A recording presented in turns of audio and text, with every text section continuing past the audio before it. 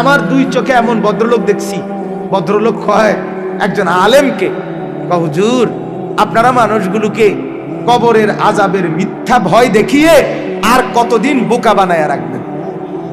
এরম ডাকাইত আমি দেখছি, এমন জানোয়ার আমি নিজে দেখছি।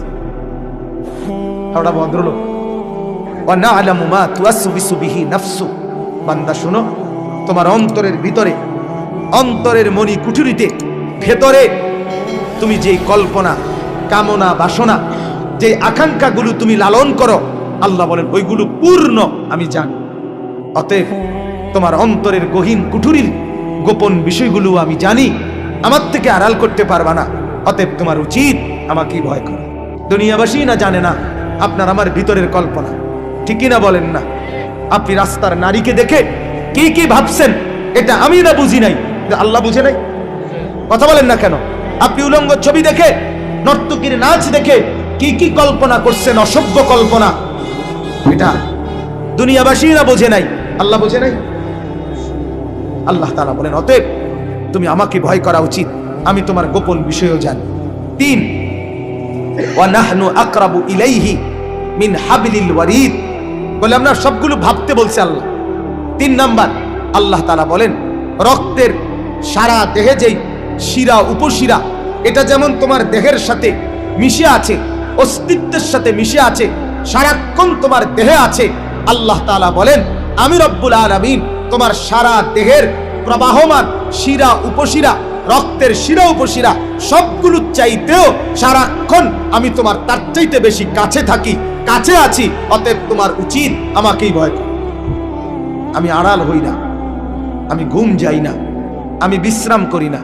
আমার কাছে রাত 2টা, দিনের 2টা বরাবর।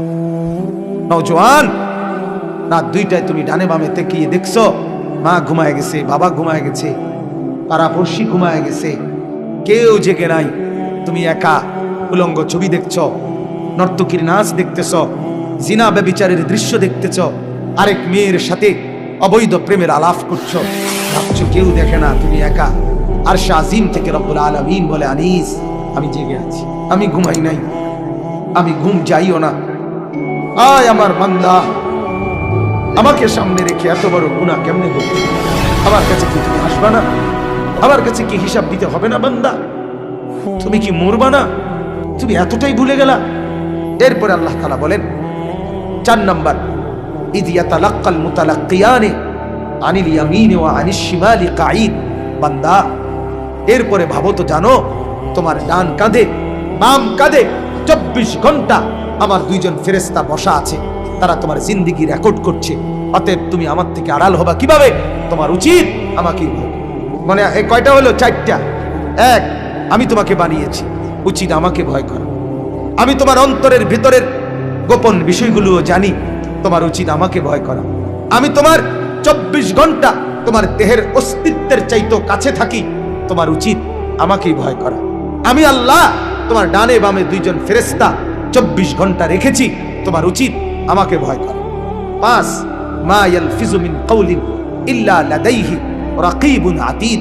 আল্লাহ বলে বান্দা তুমি এই জবান দিয়ে যখন যেই শব্দ, আচরণ, উচ্চারণ করো, একটা শব্দ বের করো, একটা আওয়াজ, আল্লাহ বলেন ওইটাও আমি আলাদা ফেরেশতাকে দিয়ে, তৎপর আমার চৌকস ফেরেশতাকে দিয়ে আমি আলাদাভাবে 24 ঘন্টা সংরক্ষণ করছি।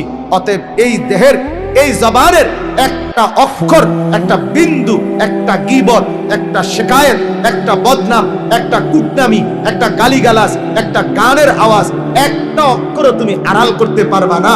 আমি একটা একটা করে তোমাকে দেব।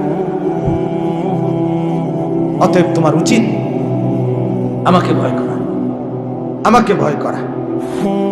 এরপর আল্লাহ বলেন 5 গেল 6, আল্লাহ তাআলা বলেন ওয়াজাআত সাকরাতুল মাউত বিল হক।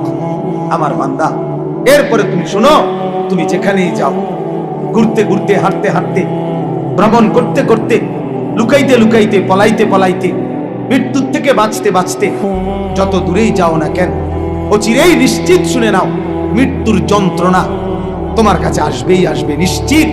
যালিকা মা কুনতা মিনহু তাহিদ, যেই মৃত্যু থেকে তুমি পলায়ন করতা, সেই মৃত্যু সত্যি সত্যি তোমার কাছে আসবেই আসবে।